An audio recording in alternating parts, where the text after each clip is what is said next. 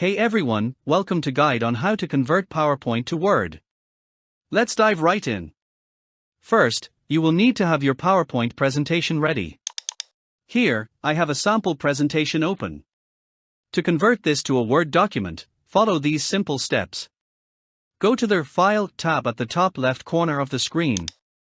Click on it to open the File menu. Next, click on Export in the menu on the left. This will give you several options for exporting your presentation.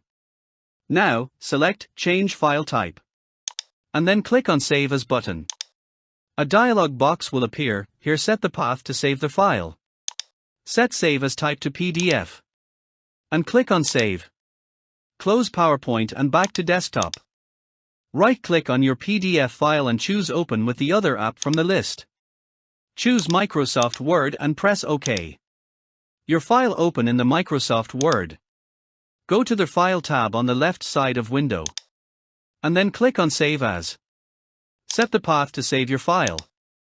Set Save As Word document and click Save. And there you have it.